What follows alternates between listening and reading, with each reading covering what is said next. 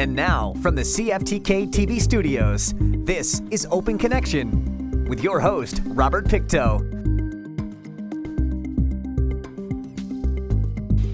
Welcome to Open Connection. I'm your host, Robert Pictou. Our show today comes to you from the traditional and unceded territory of the Tsimshian people. Canada's population was booming during the 1950s, and energy shortages were becoming problematic. Canadian company TransCanada Pipelines Limited was incorporated in 1951 to undertake the construction of a natural gas pipeline across Canada. On today's Open Connection, we feature a nation-to-nation discussion with Coastal GasLink. I'm really happy to be here today in the Kitsillis and Kitsim-Kalim traditional territory to talk about some of the great work that David Hansen and the group at K5T are doing for the education and training efforts of the community. And I just wanted to make a few comments on some of the things that have been talked about throughout the day, and I may have confirmation bias because the focus of my work is education and training, but I don't think there has been a speaker here that hasn't mentioned education or training in their discussion. I think we're sort of bookending how we started this morning hearing from Fort McKay First Nation. One of the first things they did is they started to really develop their economic development capacity and the funding that they had in their community. The first slide we saw, they built a school for their community and reinforced their right of self-determination in education and training for their nation. And so I think we're again going to talk about another group that has done some similar work in their community to develop their own education and training programs. My name's David Hansen. I have the privilege of living and working here at the Kitsillas and Kitsim-Kalim traditional territories. Moved up 16 years ago from Victoria, BC with my family. Got hooked into fishing, made connections with the Kitsillas community and decided to stay. We live over on Agar Avenue in town across from the Alliance Church with my wife and 6 children. And we are very thankful to be a part of the Kitsillas team in a leadership position as the executive director for Kitsillas 5-Tier System Limited Partnership, or K5T. And really happy to be here with my colleague Amy, who's been an incredible support through her role with Coastal GasLink. Okay, so just to get us started, I'm wondering if you can provide us with a little bit of information about Kitsillas 5-Tier and why did you start K5T? Awesome, thank you. So I was looking at the event online prior to being here and saw some familiar faces on previous nation-to-nation events. A lot of you would remember the late Elfie McDame Sr. Elfie and I, along with Judy Giroux, who was also on that website, James Seymour, we shared a very small office about this big together at the Kitsillas Band office at the administration building, and we're responsible for managing the employment and training space. And as you know, a lot has changed between now and 6 or 7 or 8 years ago when industry first arrived knocking on the door saying we want to partner with you to see your people employed on our projects.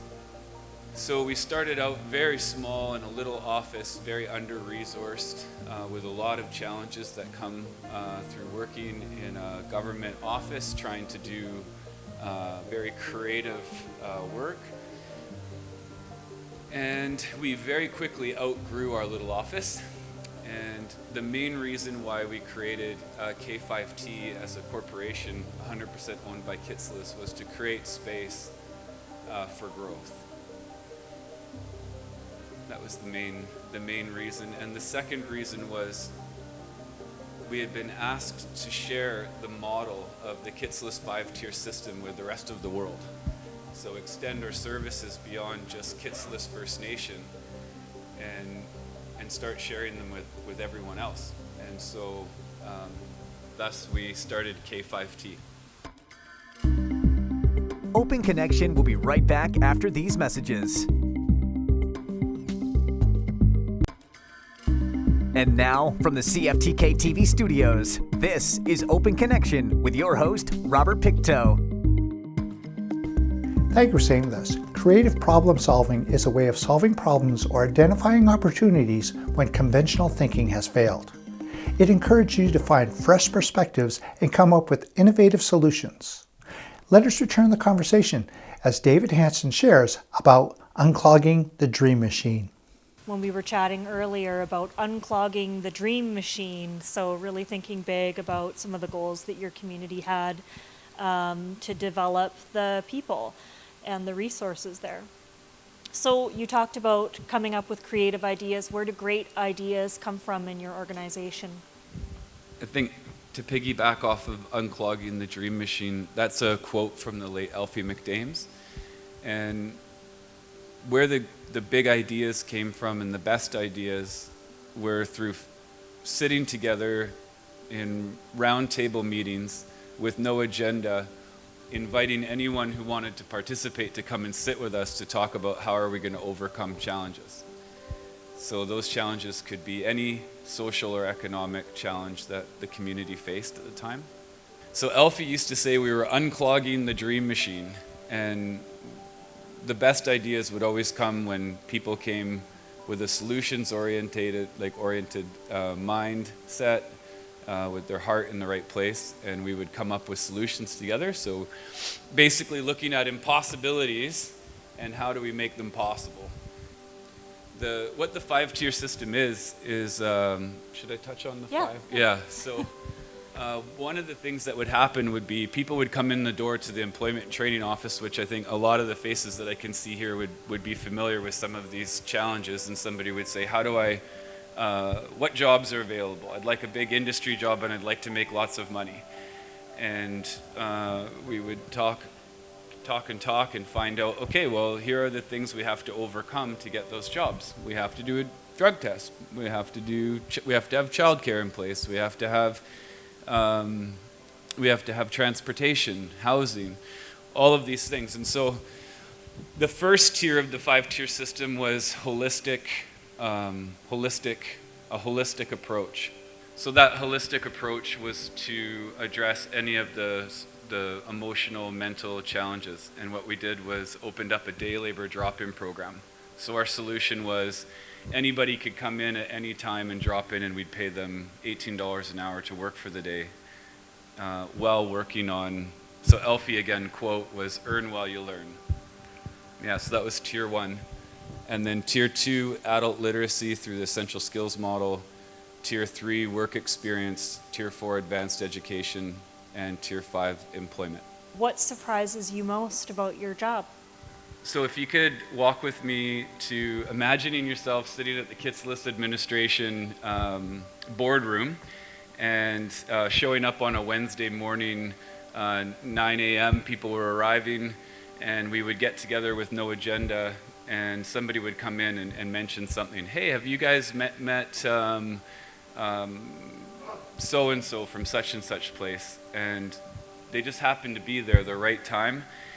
I think what surprises me most about the role I'm in now is how fast things have changed in the last 8 years, from being an under-resourced, in a scarcity mentality, not knowing how we were going to take on these small challenges, to now being in this incredible 18 partnership environment with so many like-minded supportive people trying to overcome, $20, $30, $40 million community project challenges. And so the biggest surprise would be the amount of growth that's taken place in such a short amount of time. Awesome, thank you. It's interesting when you talk about how ideas come to you and what surprises you. It's always about having the space for people to come and bring their own ideas and identify what their own needs are and actually imagine the change that they need to have happen, and then it's just a matter of tinkering and making it come to fruition for people. And what K5T has done is sort of provide the pathway through those tiers to get to some of those dreams that people are hoping for. I'm curious about some of the other community strengths that K5T has leveraged in order to achieve some of the success that you've had with the growth in your organization. Community strengths. Most recently, if you've spent time in a small community, you know that it's not uncommon to have relational challenges. And in this past year, our community has faced much loss. And it, I think, was a really good example of the resiliency of the people in that they stood together during some of the most challenging, traumatic times people would face through loss of life. And the way that we all stood together was an example of the resiliency of the people. Open Connection will be right back after these messages. And now, from the CFTK-TV studios, this is Open Connection with your host, Robert Pictou.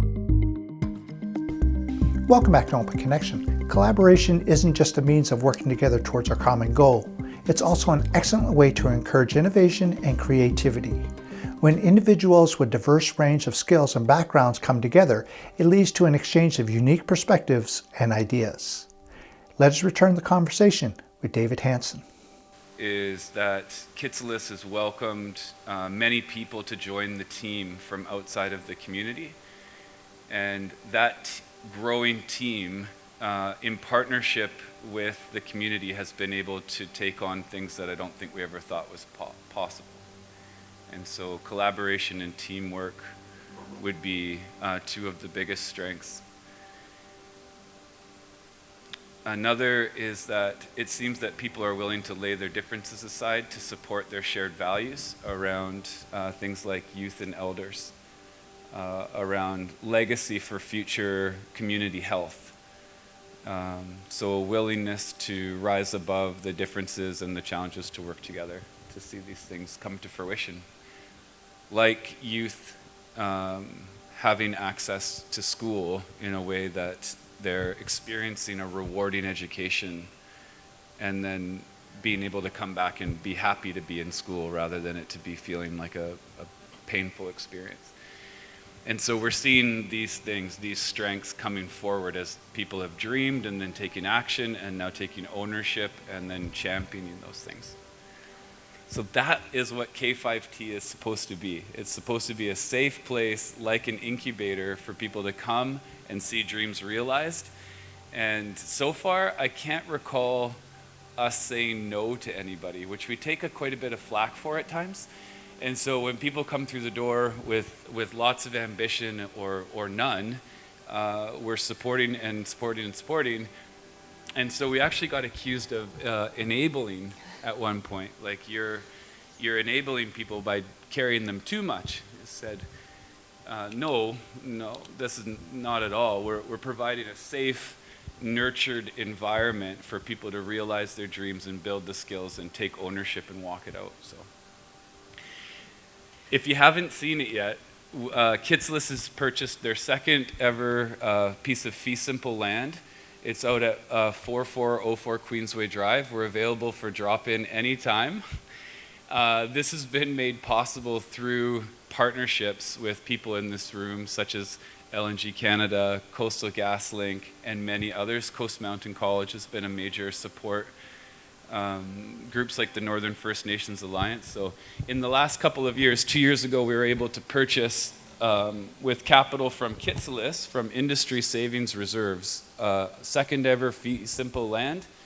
We've been able to develop that land into a training facility, and now we get calls from all peoples asking us, can we rent your facility? Can we have a training course there? Can we? And so it's grown incredibly, and now it's operating as a social enterprise, subsidized by government funding, but leaning into being more independent from subsidized through providing fee-for-service work. I was thinking about what you said earlier, and I was thinking about when you value people, and I think the folks from Mackay First Nation talked about this, valuing and investing in people, and then people feel valued and they reinvest back in their community. And I think what you've created is you've brought some things into the ecosystem of the community. And now, when I came to see the opening of the gardens and the farm, it's growing. It's literally bearing fruit that's serving some of the need for food in the community. So it's just constantly giving back and leveraging back to the community. So I wanted to ask you, because I know we've talked about a lot of the success that you've had, but what would you say is the biggest challenge that your organization or your community faces?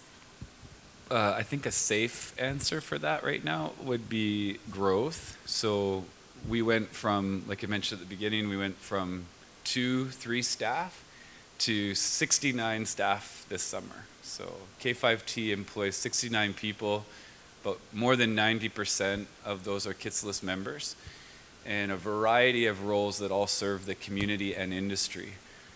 That was majorly in part to our very large summer student program. So now we're down to more like around 30 employees right now. But that type of growth and the willingness to say yes to people instead of no comes with a lot of challenges. So I just happened to meet somebody in person for the first time on the way in the door, and they caught on real quick that, well, you probably have challenges with policy, I imagine.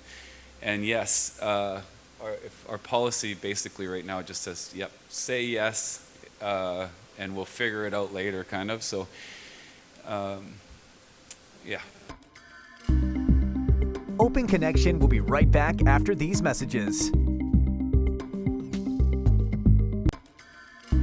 And now, from the CFTK-TV studios, this is Open Connection with your host, Robert Pictou. The term third space pays homage to the term the third space, coined by urban sociologist Ray Oldenburg. For Oldenburg, third spaces are informal public gathering spaces critical for a functioning civil society. They are places where people come together, talk, relax, and rejuvenate. In this final segment of Open Connection, we can see how Nation to Nation creates this safe third space. If you have any tips to share, if you could share one tip for the industry folks in the room and maybe one tip for the community leaders in the room on how they might be able to leverage something that they've learned from you here today. I think for us this year we're focused on partnership and communication. And I'd like to say that we value every relationship that comes through our door. And if you're ever in a position where you're not getting a response from us, so you send an email or there's a deadline or you're making a phone call, if you're feeling that prompt or there's that responsibility for whatever it is to get in touch with us, don't give up. Come and drop in, show up, be present, come and participate, and come with that understanding of how much growth we're really going through and how much need for capacity there is and how much your relationship is valued and welcomed. We're really excited to continue to grow those relationships and keep those relationships. And so I guess the tip would be, don't take it personally or don't misinterpret a lack of response on our side, because some days you feel so far underwater, whether it be administratively or with our own internal needs. So I guess with that, I would just want to thank all of those people that have pursued us and stayed in relationship for all of these years that's made possible these relationships. I could see a few faces that I would love to point out, but you know who you are, and your relationship and your contributions are highly valued. Thank you. Going back to relationship again, and one tip for community leaders. There was a time when I found we tried to label something that we were experiencing. We called it lateral violence or toxicity or something. And I would say recognize that your words have power and choose to use good words, good solutions-based, positive words, and avoid engaging with anything critical or negative, which I still have to wrestle with every day, but I would say your words have power, and so choose them wisely. Yeah. Any other last comments? Anything else you'd like to share? Just sometimes hard to know what's happening inside of a person, but I tell you that I feel strength in being here, looking at all of your faces. We have an incredible, unprecedented amount of partnership and support, and so really excited for the next wave. Please come and drop in at the clubhouse anytime down on Queensway. We've got riverfront property, and we'd be happy to host you.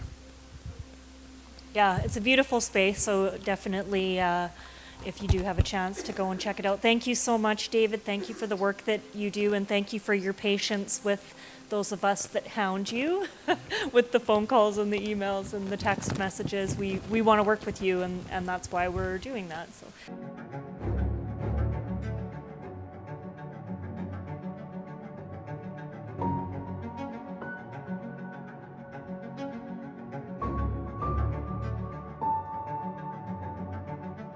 It's an achievement for this year because originally our intention wasn't to put pipe in the ground, it was more to prep the ditch.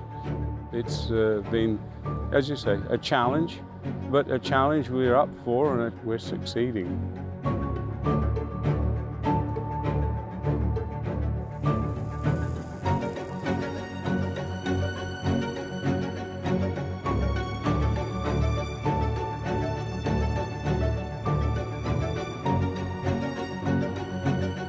The total length of the tunnel is 120 meters, and we have about 83 completed so far. Overall, the race board was a very good alternative.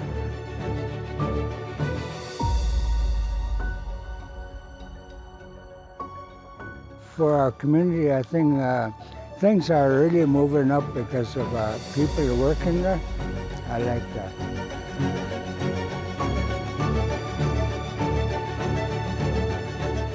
I think this is what I was born to do, is be a pipeliner. I love it. There's just nothing like it.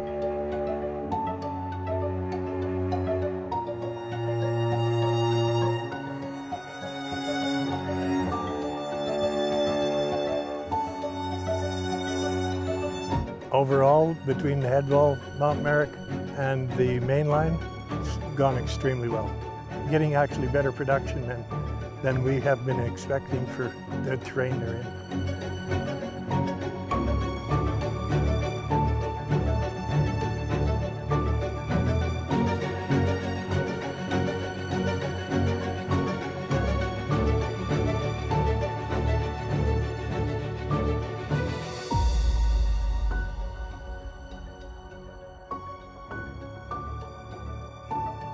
Thank you for joining us for this episode of Open Connection. The greatest distance in the existence of man is not from here to there, but the connection from his mind and heart. If we can conquer that distance, we can soar like an eagle and realize our immensity within. I'm Robert Pictou.